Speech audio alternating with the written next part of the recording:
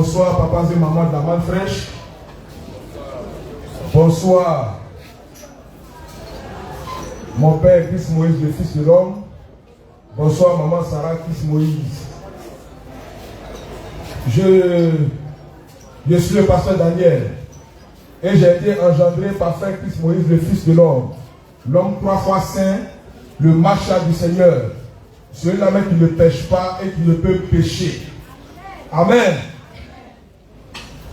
Ce soir, je ne suis pas venu te prêcher Jésus-Christ de Nazareth. Si tu es venu écouter l'évangile de Jésus ce soir-là, tu as joué bidé. Amen. Car mon thème est le suivant. Christ Moïse, ma source d'onction. Amen. Je reprends. Christ Moïse, ma source d'onction. Amen. D'aucuns diront, mais pourquoi il dit Christ Moïse sa source d'onction? Ça, c'est les chrétiens. Hein? Pourquoi il dit pas Jésus de Nazareth, ma source d'onction? Je ne suis pas venu te prêcher Jésus de Nazareth. Mais Jésus de Nazareth, je ne l'ai pas connu. Amen. L'onction, c'est une expérience. C'est du concret. Et tout à l'heure, je vais te montrer pourquoi je dis ça. Que Dieu soit béni. Frères, sœurs, l'onction n'est pas dans les airs. Et puis chacun se bat par ses jeûnes et prières pour avoir l'onction. Amen. L'onction n'est pas dans l'atmosphère, en ciel et terre. Et puis en méditant ta Bible, en jeûnant, en priant, en sautillant, en chantant Jésus de Nazareth, l'onction rentre en toi. Et puis tu as le baptême du Saint-Esprit. C'est pas comme ça. Que Dieu soit béni.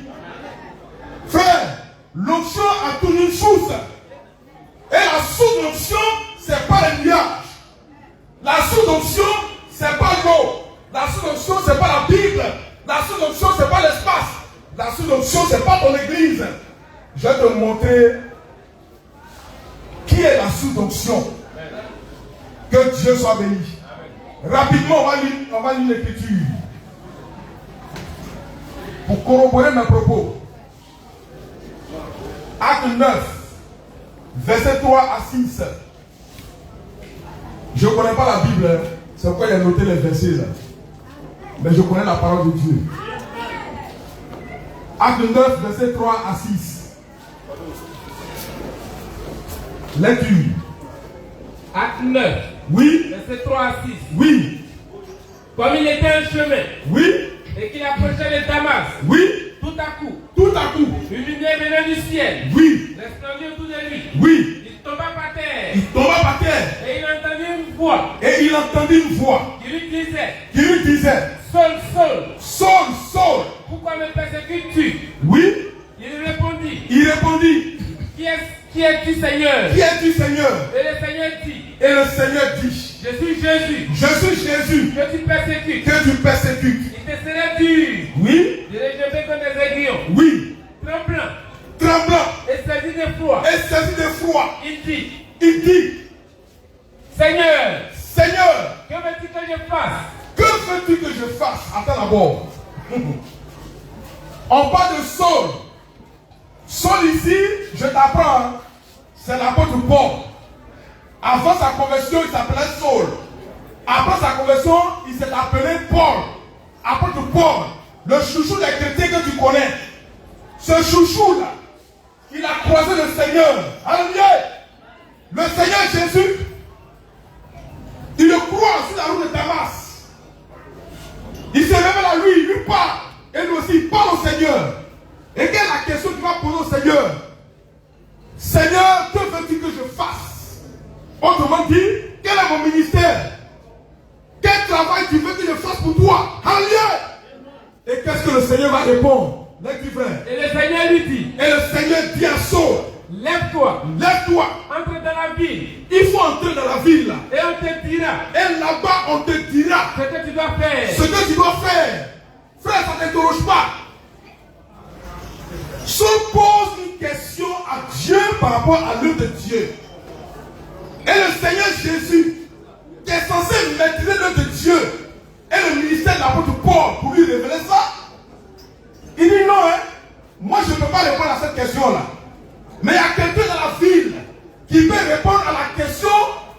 poser. Donc si tu veux cette réponse, rentre là-bas, pose la question à la personne et la personne va te répondre. Amen. Le Seigneur Jésus n'a rien dit. Entre dans la ville. Et il va entrer dans la ville. Et qu'est-ce qui va se passer dans la ville? Je vous dis que mon thème c'est Christ Moïse, ma source d'onction. Donc c'est par rapport à cet esprit que je parle ce soir. Pas par rapport à autre chose. Et vous allez voir qui a été la source d'onction pour l'apôtre Paul. Verset 17. Acte 9, verset 17. Pour gagner en temps et en efficacité. Acte 9, verset 17. Oui. Ananias sortit. Ananias sortit. Et lorsqu'il fut arrivé dans la maison, il imposa les mains à Saul. Ananias imposa les mains à Saul. En disant, Saul mon frère, le Seigneur Jésus, qui t'est apparu sur le chemin, par lequel tu venais, m'a envoyé pour que tu recouvres la vue, et que tu sois rempli, du Saint-Esprit. Alléluia.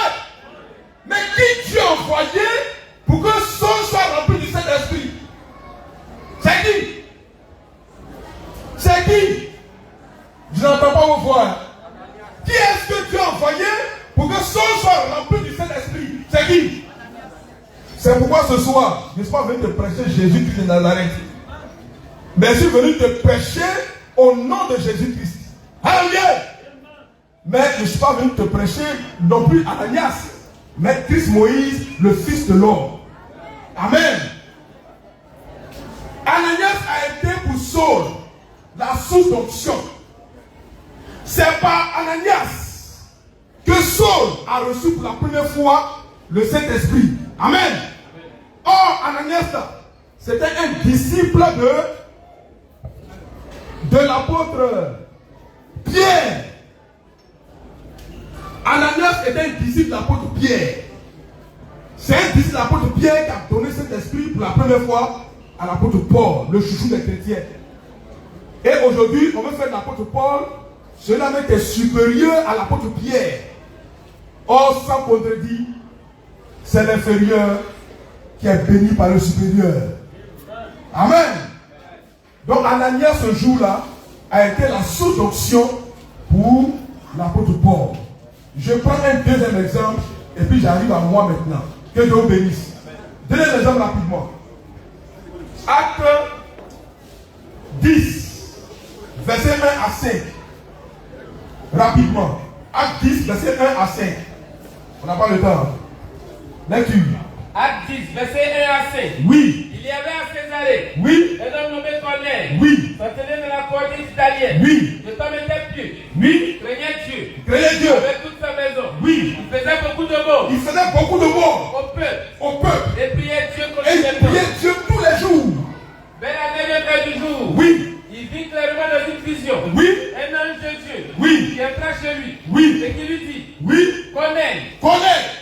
Les regards fixés sur lui. Les regards fixés sur lui. Et saisi de foi. Et saisi de foi. Il répondit. Il répondit. Quel Seigneur.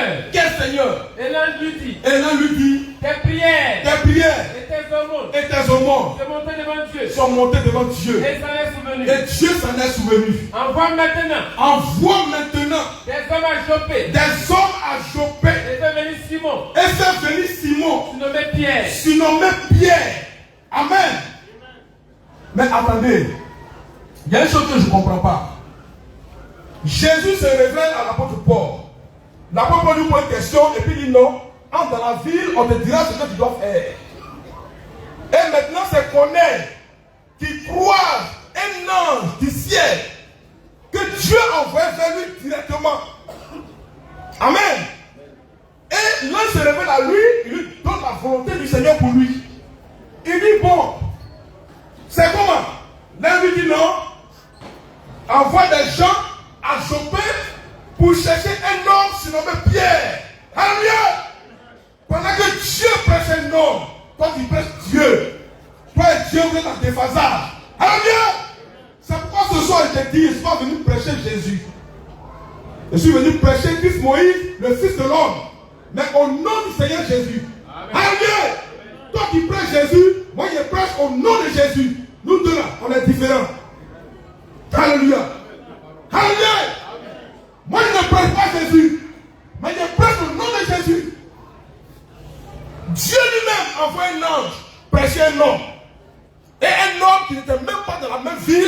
que Corneille ne connaissait même pas. Et puis l'un dit, va chercher Simon-Pierre. Maintenant Simon-Pierre là, il est qui? Et puis il doit venir pour faire quoi? Que Dieu ne peut pas faire. Qu'est-ce que Pierre peut faire que Dieu ne peut pas faire? Et puis on doit forcément faire venir Simon-Pierre. On doit le chercher qu'à choper une ville éloignée. Je pense que ça doit être à choper même. Et c'est pas même kilomètre là même. Alléluia. Moi je suis habité ici. Je dois envoyer des gens pour aller chercher quelqu'un qui est à choper. Pour venir faire quoi? Parce que Dieu doit être là. Et puis tu m'envoies un frère qui vient du ciel directement. Mais pourquoi est-ce qu'il ne fait pas la chose que tu veux qu'on le fasse? Alléluia. L'ange n'a aucun pouvoir pour faire ce que Dieu voulait faire expérimenter la prédiction qu'on est. Mais lorsque Pierre est venu, je vais te montrer pourquoi Pierre est venu. On lit le verset 44. Acte 10, 44. Écoute très bien ce qui va se passer. L'ange a prêché, il ne s'est rien passé. Mais quand Pierre va prêcher, il va se passer quelque chose. Et c'est pourquoi Dieu a fait venir Simon-Pierre. Lecture vrai. Acte 10, verset 44. Oui. Comme Pierre prononçait encore ces mots. Comme Pierre prononçait encore ces mots. Le Saint-Esprit. Le Saint-Esprit. Descendu sur tous. Descendu sur tous. Sur tous ceux qui écoutaient la parole. Sur tous ceux qui écoutaient la parole. La parole de qui? La parole de l'apôtre Pierre. Lorsque Pierre prêchait, le Saint-Esprit est descendu sur tous. Or, quand l'ange est venu prêcher à Corneille, il ne s'est rien passé. Mais quand l'apôtre Pierre est venu prêcher à Corneille et à toute sa maison, le Saint-Esprit est descendu là. Pourquoi? Parce que l'apôtre Pierre était la sous-onction pour Corneille et toute sa maison. Alléluia! Ce n'était pas Jésus. Ce n'était pas un ange. Mais c'était l'apôtre Pierre. Un homme comme toi et moi. Alléluia! Au temps de Paul, ce n'était pas Jésus. Jésus m'a dit, il faut être dans la ville. Et c'est là-bas que tout va se passer. Et quand Paul a obéi à ce que Jésus a dit, Ananias a communiqué le Saint-Esprit. Alléluia! Ananias était un homme comme toi et moi. Frère, Dieu là, il passe pas par un esprit pour donner cet esprit aux gens. Mais il passe toujours par un homme comme toi et moi. Si aujourd'hui, tu te calmes dans ta chambre pour chercher le Saint-Esprit, en méditant la Bible, en priant, en jeûnant, c'est le diable qui va te visiter. Alléluia! Je te répète encore. Depuis que tu jeûnes dans ta chambre là, avec ta Bible, je te dis, la Bible même n'est pas la parole de Dieu. La Bible, son mot diable. Et puis le Dieu que tu pries dans ta chambre là, son mot diable aussi. Alléluia! Il ne peut pas être sous d'onction. Car il y a déjà une sous d'onction qui est ouverte ici. Et cette chose a dit, quiconque a soif, qui fait la moitié qui boit. Alléluia! Alléluia! La source a parlé. Mais toi qui cherches à voir une source pour aller boire, tu es un bâtard. Ton mot diable. Les chrétiens n'aiment pas ça. C'est pas que tu es un bâtard, c'est tout. Bâtard là. La source parle, toi tu cherches une source. Idiot. La source te dit, je suis là. Quiconque a soif, qui fait la main qui boit. Et moi j'ai eu soif. Alléluia. Et je suis venu à cette source et j'ai bu. Et j'ai te rendre mon témoignage tout à l'heure. Et je commence en même temps. On était à Seine-Mer. Avant, on faisait les scènes de volupté. Quand je parle de scènes de volupté, je parle des songes où on fait, puis on fait amour, un songe là, avec femme. Tu me dis, tu n'as jamais fait ça. T'as quel problème? Un truc que tu as déjà fait, tu me dis, on est ici le seul qui a fait ça dans ce monde. Oh, tu étais aussi comme moi. C'était en 2006. On fait les scènes de volupté, frère. Amour en songe. On s'est dit, bon, comme c'est un songe, c'est que c'est propre. Il n'y a rien. C'est que si on n'a pas commis une publicité, on n'est pas allé chercher femme pour aller faire quelque chose. Tout s'est passé en songe. Mais le Fils de l'homme a révélé que ça, c'est des souillures. C'est suite à sa prédication et à ses prières. Il nous a oué. C'est suite à ça que depuis ce temps-là, que moi je n'ai plus fait celle de volonté jusqu'à aujourd'hui. Alléluia! C'est un homme qui a sanctifié mon esprit. Alléluia! C'est un homme qui a sanctifié. Oh, avant, je méditais la Bible comme toi. Je priais, je jeûnais comme toi. Mais je ne pouvais pas délivrer. Pourquoi? Parce qu'il n'avait pas encore croisé ma source d'onction. Ta source d'onction, c'est ta source de délivrance. Ta source d'onction, c'est ta source de prospérité. Ta source d'onction, c'est ta source de toutes sortes de bénédictions. C'est aussi ta source de prospérité. C'est quand j'ai écouté le Fils de l'homme que j'ai été délivré d'esprit de scène, de volupté et autres. Maintenant, ici en 2015, entre 2015 et 2016, un soir, le Fils de l'homme est venu ici dans ce tabernacle-là. Je ne te parle ici, c'est ça que tu vois. Et puis il a prêché un tel. Il a dit, il va ouvrir notre main droite. Ce qu'il a dit, il dit, il y a ouvrir votre main droite. Qui se souvient de ce réveil là? Qui s'en souvient? Alléluia! Oh, ce jour-là, sans bruit, sans tapage, on était tous arrêtés là. Et puis il passe de rangée en rangée, et puis il attrape nos mains, et puis il bénit ça. Personne n'est tombé ici pour crier. Vos églises batailles là, où criez, puis rien ne se produit. Après, vous devenez encore plus païen que les païens. Ici, c'est sans bruit. Amen. Ma source d'onction a ouvert ma main droite. Je n'ai rien dit. Il a dit, ok. Or, il a l'habitude de nous dire qu'avec Dieu, là, il faut faire de l'expérience. Il ne faut pas t'arrêter seulement à expérimenter, à faire des trucs et puis tu t'arrêtes là. Il faut faire de l'expérience. Il a dit, fils de l'homme, il n'y a pas de problème. Ça, dans mon cœur, tu as vu ma main droite. Tu vas essayer ma main droite pour voir ce qu'il y a là. Il y a une voix qui t'a mis dans ma main droite. Moi, il y a une voix qui est dans ce jour-là. Quand on a vu ma main, je n'ai pas tremblé. Je ne suis pas tombé en transe. Je n'ai pas crié. Je n'ai pas parlé en langue. Il a ouvert ma main droite par sa parole. Et en attrapant ma main, je suis parti à la maison. Quelques temps après, Nathan est tombé malade chez moi à la maison. Nathan, la nuit, je ne sais pas, je devais faire minuit, 2h du matin par là. Je n'avais pas d'argent ce jour-là. Ma femme s'est réveillée, tout troublée. Parce que Nathan convulsait. Il a tellement chauffé que ses yeux noirs sont rentrés dans le blanc. Il convulsait, il sent que la femme va mourir. On n'a pas l'argent pour l'envoyer à l'hôpital. Et puis on est là, maintenant on ne sait pas quoi faire. Ma femme pleurait. Et pendant qu'elle pleurait, je me suis souvenu que le Fils de l'homme a oué ma main droite. Alléluia! Vous pensez pourquoi? Moi, je fais on n'est pas là pour lire la Bible. On est là pour faire de l'expérience. Amen. Et quand je me suis souvenu de ça, je lui ai dit, chérie, reste tranquille. Dors l'enfant. J'ai pris l'enfant qui chauffait et qui convulsait. Je l'ai pris dans mes bras. Et je me suis souvenu de lui et ses paroles. Où il a dit, j'ai pris un enfant qui était mort. Je l'ai aimé et il a été ressuscité. Moi aussi, j'ai fait la même chose. Il a dit, le Fils de l'homme dit, il a expérimenté ça. Il nous a oué aussi par rapport à ça. Moi aussi, Seigneur, je fais la même chose. Je ne prie pas. Je dis à mon fils, je l'aime. Je le bénis et puis quitte là. Quand j'ai fini ça, il dit à ma femme, dors. L'enfant là, c'est fini. Il est guéri. Elle ne pourrait pas au début. Elle était un peu inquiète. Mais il a su, matin, Nathan s'est réveillé comme s'il n'avait jamais convulsé. Il a joué comme s'il n'avait jamais été malade. Et jusqu'aujourd'hui, il est là très en forme. Et il a 14 ans aujourd'hui. Il a classe de 3e. Que Dieu vous bénisse. Mais il a fallu d'abord que quelqu'un me voie d'abord. Et toujours, concernant cette main droite, on a fini que d'ici.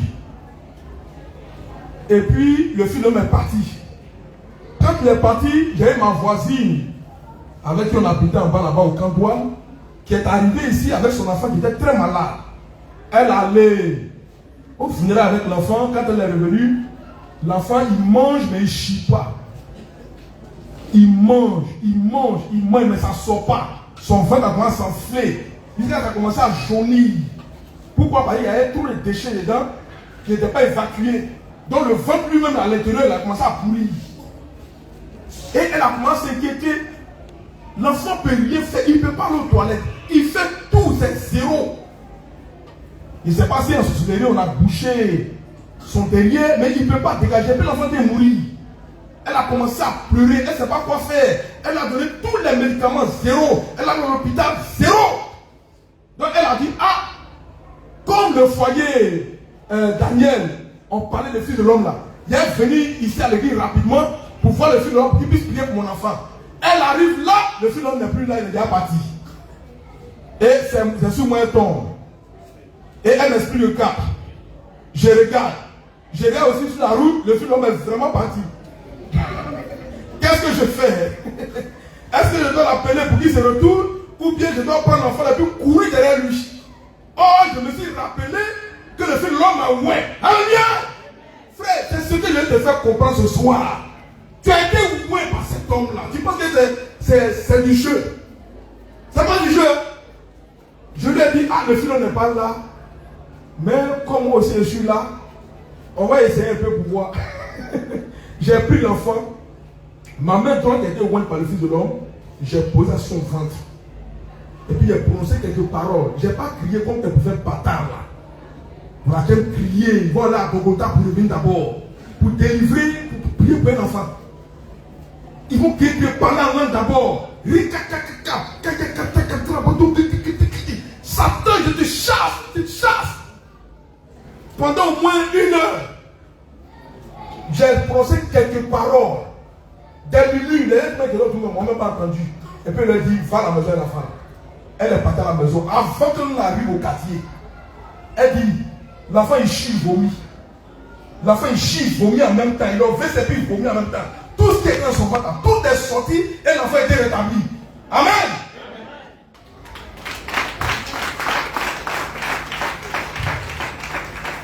Mais pourquoi ça a été possible? Parce qu'il y a un homme qui a ouvert ma main droite. Ce n'est pas Jésus. Je suis désolé. Ce n'est pas l'Éternel des armées. Lui-même, il a tous les problèmes du monde. Il a été désarmé. Ton Éternel des armées là, il a été désarmé. C'est un homme qui m'a oué. C'est un homme qui a oué ma main droite. C'est un homme qui m'a donné l'onction, qui m'a transmis l'onction et qui m'a donné le Saint-Esprit. Maintenant, si tu ne crois pas, tout à l'heure, il est sorti. On se croit dehors, et puis toi et moi, on croit le faire. Et puis tu vas voir ce qui va se passer. Frère, cet homme qui est là, c'est vrai, c'est un homme de chair et sang, mais Dieu l'a fait Dieu. Amen. C'est ça la différence entre lui et nous autres. Dieu l'a fait Dieu. Et Dieu a fait de lui source d'onction. Source pour donner cet esprit à ces élus que nous sommes. Si tu es élu de Dieu, tu vas avoir le Saint-Esprit au travers de lui, au travers de son message de la manne fraîche. Amen. Et la Bible ne peut pas faire ça pour toi. Je suis désolé. Ton église là, personne ne peut te donner cet esprit là-bas.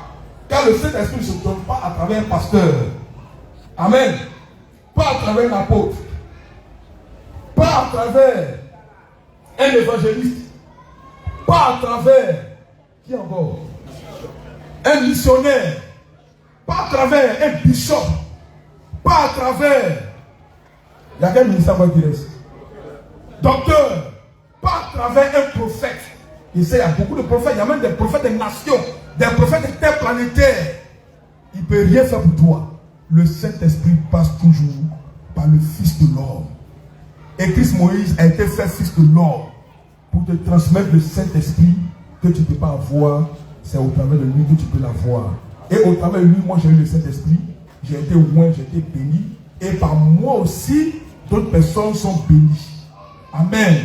Car il a aussi fait de moi source de bénédiction pour les gens qui m'entourent. Il a aussi fait de toi source de bénédiction pour les gens qui t'entourent. Que son nom soit béni. Amen. C'est pourquoi ce soir, je voulais lui rendre ce témoignage-là. Parce qu'il est digne d'être témoigné. Que Dieu vous bénisse abondamment. Amen. Je vous aime. Je suis magnifique.